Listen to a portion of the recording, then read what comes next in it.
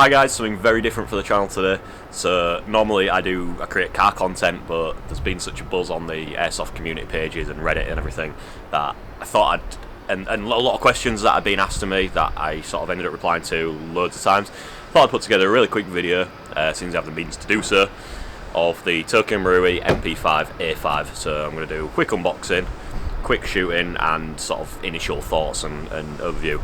I'm quite time limited on this, so if I do miss anything, I apologise, but I believe that, well, according to consensus, I'm the first person to physically get my hands on one of these Tokyo Marui MP5s in the UK, so that's courtesy of Airsoft Direct. This video is not sponsored by them or anything. I've paid full retail price for this. I'm at their range today, but that's free anyway, so I have no affiliation with them other than buying the... It's my local shop and I've bought the gun from them. So yeah, I'll leave their link down in the description box below to their Facebook and their webpage and whatnot. They really are trying to get the name out there, because for some reason they're still not known that widely, but they are a really good shop. So anyway, without further ado, let's get into it. I'll do a quick unboxing and we'll show you what you get. Okay, so this is the box, and when it comes direct from wherever you've got it, you retail it, it has a nice little piece of ribbon. You might have seen that on like the new gas blowback AKM packaging. Quite nice, looks like a little present, which basically this is. So the box, I have taken everything out and I play with it already because, well, I was like an excited kid at Christmas, but I've done my best to put everything back. But just notice that yours might be very slightly different to this. So without further ado, let's lift this up, see what you get. So this is what you get in the box. We'll come to the gun itself last. So there's like a little accessory box here. It says 9mm Luger, which is kind of cool. See that there.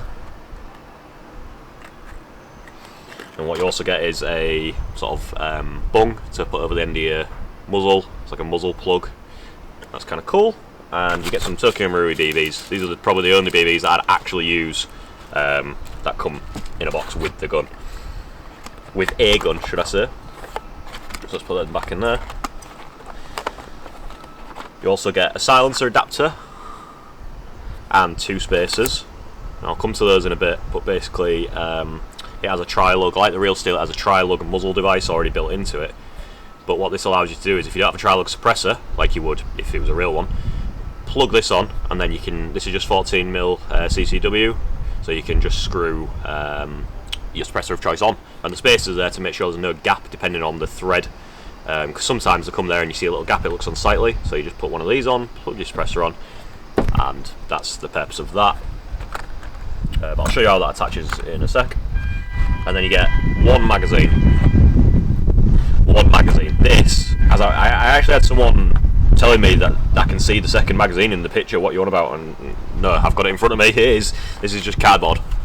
This is, you know, this is a cardboard. I don't know why they've done it, but it's there. So anyway, then you get the actual magazine. Now these are 72 round mid caps with the supporting feature for the bolt stop function on this gun. So you rarely like high cycle MP5 magazine if the Tokyo Marui won't work, just because you know, there's a sort of bolt stop function built into this. And this is meant to be 1:1 scale, so I'm not sure whether the other ones are. But anyway, you know, these are hard to get. I've managed to get a few because I have sources, and I did a lot of digging back when this was first announced. So I've got 5 magazines total, so 4 extra and this, which I'm very lucky to have. But these are metal, which is good, feel really solid. So yeah, I'll come to that in a sec. And then you have the gun itself. So it's held in, as TM weapons usually are, by these Velcro straps. So you just pull that off. I put the wrong ones back in the wrong place, so one of them's big, one of them's small. But yeah, yours will be much better held together.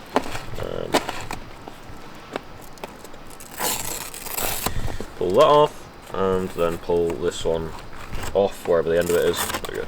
And we can take the weapon out. So I'll get rid of the box. And here is the weapon itself. Just probably went a bit closer because I realised it was a bit far away. So again, this is my first Airsoft review. I'm a bit new to all this sort of angles and stuff. Anyway, so this is the weapon itself. It's absolutely beautiful. First off, it's 1:1 scale. I've just got a rail on here because I already had that on to put some optics on. I'm waiting for my aim point replica. I'm going for like a 90s look, so I'm waiting for my aim point replica to come. Sorry, the mount for it, the correct mount, not one of the cantilever style ones. And as soon as they release a torch handguard for this, I'm all over that. You know, look really cool, really 90s tactical. But enough about my plans for this. So all the parts that are metal on the real steel are metal. So this is metal. It's a good metal, so it doesn't feel like pot metal, cast metal. So this is metal. This is all one piece as well. This upper part, this upper receiver. This is all metal. This is all metal. All this is metal. Even the drums on the rear sight is metal. This is metal. This is metal. The sort of butt plate itself is plastic, or polymer, but the actual stock itself, the sliding portion of it, is metal, and it feels strong. And then the lower receiver is polymer, and the front handguard is polymer. But what I will say is, I know Tokyo Marui were talking about this in some of their press publications. It's like a new style of polymer, so it feels really, really gritty and really good, and like just really solid and really realistic. I've not held, I held a real MP5 in America when I was like 15, which is many moons ago now, more than I'd like to admit. So I couldn't tell you what it feels like. Anyway, so what I'm going to do is show you the fire selector. First of all, is such a positive click. So on these you have safe, semi, 3-round burst, and full auto. 3-round burst is so cool, I can't wait to show you that. But I hope you can hear that. And of course it's ambidextrous, so you can do it from this side as well. In terms of markings, on this side you've got made in Japan, Tokyo Marui company, whatever. On this side you've got cal 9x19, which is the real weapons ammunition caliber, and that's pretty much it. So it looks pretty good. Yeah, let me just put this back in for you. This is so easy to do. This is silky smooth. This just, and then it positively clicks into place, which is really nice. And of course you've got the charging handle, which has a couple of uses, which I'll get to in a minute. So let me put a battery in this. So the way you do that is you push this pin out, and the battery is wide in the front, and they have basically a mini Tamiya here. There is some sort of proprietary system here. Kind of looks like GPU or power supply unit, some sort of PC cables in there. I believe they're going to be releasing a battery that sort of connects directly to there, so you have less wires, and I don't know, there'll be some benefits to it obviously. But for now you actually do get the adapter included, which if you've ever had any TMs before, I've got a next gen recoil shock M4, and that's annoying because I had to get an adapter to sort of go into their proprietary system in there so then I could run LiPos. So this is quite good. Anyway, I've got just a 1300 milliamp generic stick battery, 7.4 volts. You must use that, and then there's quite a lot of space in the handguard. And what I've found it's best to do is, in here there's a, hopefully you can see this pretty well, there's a catch there which like hooks onto the back of the gun so you can clip it in. Found it best to put the battery in that way, butt it up against that catch, and then you can sort of begin assembling it. It's always a bit awkward with front wired guns. It's basically just to do with the battery's fine, there's plenty of space, it's the wiring that you don't want to get trapped in or in the way of it or anything like that. So just kind of fold it as much out of the way as you can, and then you can bring that back up there. Come on. Okay, hook that in and then push that up and put the pin back through. Kind of awkward to do in a plane, which you guys can see as well. Anyway, so now this will not fire now that I've got the battery in, because it is in like a safe mode. Ignore that alarm.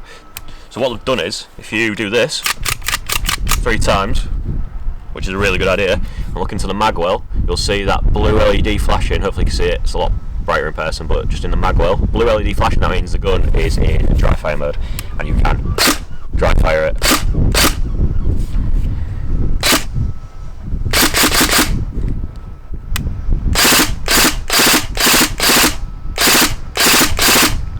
Sounds so loud. What I love about this, even when it's in 3-round burst, you can just pop one off.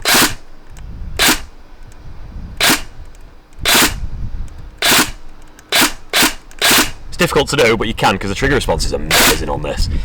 So look at this trigger response. For a stock gun, that is pretty good. It's got a MOSFET in it, I believe. I'm not great on the techie side of things. It's like got a new electronic trigger system with magnetic components and all this sort of fancy stuff. So yeah, they call it the M system or something like that. And yeah, let's have a look. The box is an M system, magnetic fire control system. Anyway, it's really good. The rate of fire on full auto is amazing. That is just so cool. And then if you want to take it out of dry fire mode, do that again, and it will not fire. So it's another like added sort of safety feature. Anyway, so what I'm going to do is get my speed loader, a Tokyo Marui branded speed loader, nonetheless. I'm going to put some BBs in this mag, and I've just brought one other mag with me for the sake of mag changing and whatnot. I'm only going to put a few in each, so that I can show you at the beginning, so I can show you the bolt stop feature. So I'll come back to you in a second when I've sorted that. Very quickly before I leave, I'll add this in the middle, but I forgot to film this. Here's the tri-lug adapter, so you just push this on, line it up, push it on, twist it, and that is on, sturdy. So now you can just put a standard 14mm CCW suppressor on there. So if you want quite a wide one, or you can fit a tracer, anything like that. And like I say, if there's going to be a gap, just put one of these spacers that I supply you with on, and you're good to go. Okay, so I've got a gun here. I'll do this from one side. I've kindly borrowed a Vortex Spark Solar off the guys in the shop, because my optic mounting come. Anyway, so you've got to load this like the real thing, unlike any other next gen recoil shock. The great thing about this is do the HK slap, which is just the best thing, and it feels so durable. It's not going anywhere. That. I'll show you this side first, so you can see the bolt operating.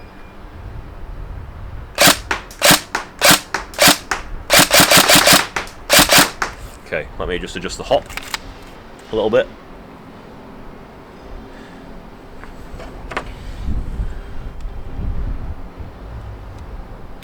Try that.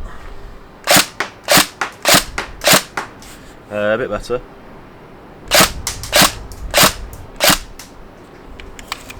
Get in there. I'm just using 2.5s, which is what I use on pretty much everything, to be honest. Okay, that's much better. Tiny bit more, I think.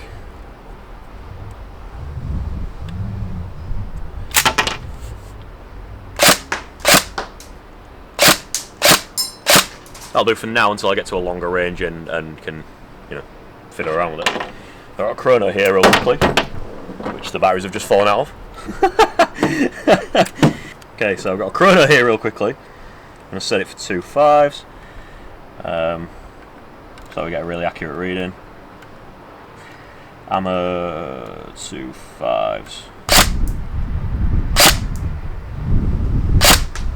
We are seeing 264, 265, something like that on 2.5s. So it'll be around 300 FPS, something like that, which is really good. Anyway, now the gun is dry, so the bolt stop feature has kicked in. What we need to do is, I'll take you over to the side for it. What we need to do is do the manual of arms for an MP5. So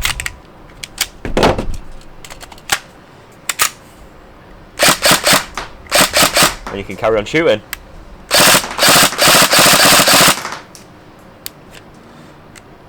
That was the last round. Let me refill some of these mags. They just load like any other mid-cap magazine. I'm only putting a few in, so you can see that bolt stop function. They don't actually spill any, which is good. With this loader, I don't know if it's the loader or the mag, but usually get one or two that kind of overflow, but this seems pretty good, this combo. With TM and TM working in perfect harmony. So, I've taken the old mag out already, obviously, but pull it up. New mag in. Oh, let's try that again. New mag in. You can do the HK slap.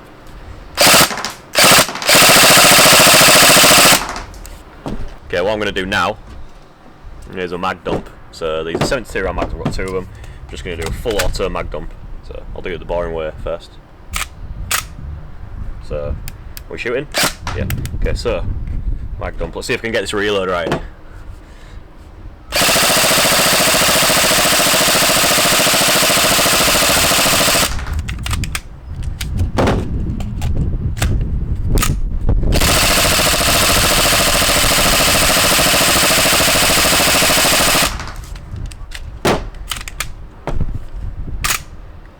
That is just so fun. That is so cool. Okay, full stop. So,